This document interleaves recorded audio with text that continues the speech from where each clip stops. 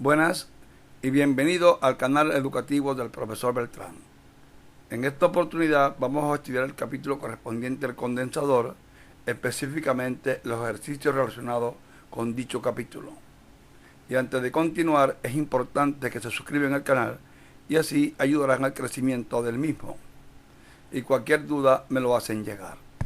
Problema. Un capacitor de placas paralelas tiene una separación de placas D y un área de placa A. Una lámina metálica sin carga de grosor A se inserta en medio camino entre las dos placas. Como podemos observar aquí en la figura, aquí tenemos el condensador y dentro, en la parte intermedia entre las dos placas, la placa positiva y la placa negativa, vamos a colocar un material metálico de anchura A. Por inducción, como esto es metálico, la carga positiva de la placa superior induce una carga negativa en la parte superior de la placa metálica. E igualmente, la placa negativa de la parte inferior del condensador induce una carga positiva en la parte inferior de la placa metálica.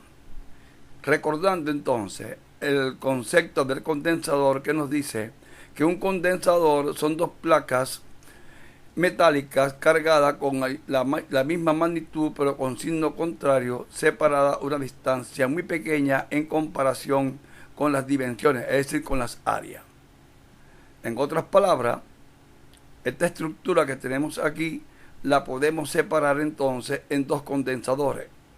Entre la placa positiva y la placa negativa de la estructura metálica se forma un condensador, que es lo que tenemos aquí. Un condensador cuya separación, vean entonces, la separación de las placas originales del condensador es D y el tamaño o la anchura de la placa metálica es A. Como la placa metálica intermedia, en que está en medio camino o a la mitad de las dos placas del condensador original, está exactamente en la mitad, la distancia que hay de aquí a aquí es la misma distancia que hay de la parte inferior de la parte metálica a la placa del condensador. Esta distancia sería entonces, vean, de todo esto menos la anchura de la placa, que es A, dividido entre 2. Aquí tenemos entonces ya la estructura analizada, transportado esta figura a esta y vemos entonces que este es un condensador de placas paralelas cuya separación ahora es entonces D menos A entre 2, igualmente esto sería D menos A entre 2. Como el sistema está en serie, podemos colocar esto en esta forma esquemática, es decir, tenemos un condensador C1, un condensador C2 colocado en serie.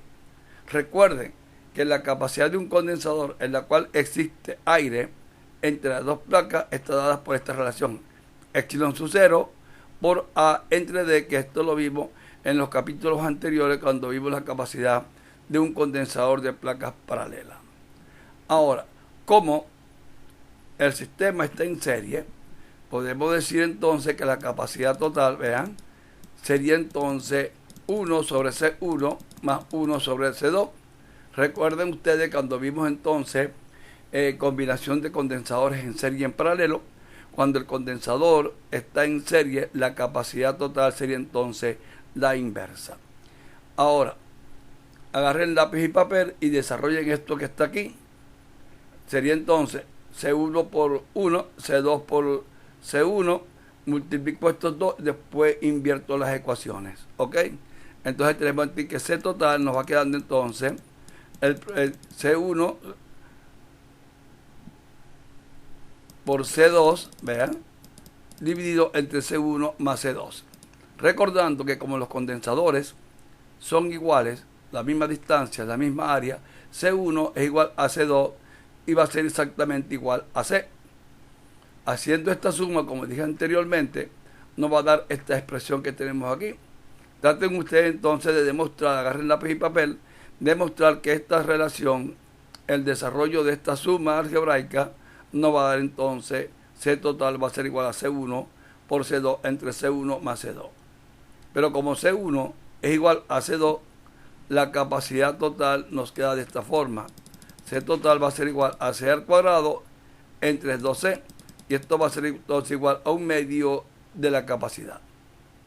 Ahora, recurriendo a la ecuación de la capacidad de un condensador de placas paralelas, tenemos que esto va a ser igual a epsilon sub 0, que es la permeabilidad en el vacío, por el área de las placas, dividido entre la distancia de una de las placas, que sería D menos A entre 2. Colocando esto en mi expresión, nos queda entonces que C va a ser igual entonces a 2 veces epsilon sub 0 por A entre D menos A. Este 2 que está aquí en la parte inferior pasa hacia arriba multiplicando, aplicando lo que se llama la doble C. Entonces la capacidad total nos va quedando igual, vean, como 1/2. Recuerden que la capacidad total nos dio esto que está aquí, 1/2 de C, pero C nos dio 2 veces epsilon sub 0 por A entre D menos A. Lo introducimos C, lo introducimos en esta ecuación y nos queda que C total va a ser igual a 1/2 de 2 veces epsilon sub 0 por A entre D menos A. En conclusión, la capacidad total del sistema va a ser igual a epsilon sub 0 por A entre D menos A. Como podemos ver, nos da el mismo resultado que nos da el problema, que dice C va a ser igual a epsilon sub 0 por A entre D menos A. Y esto es lo que se quería determinar.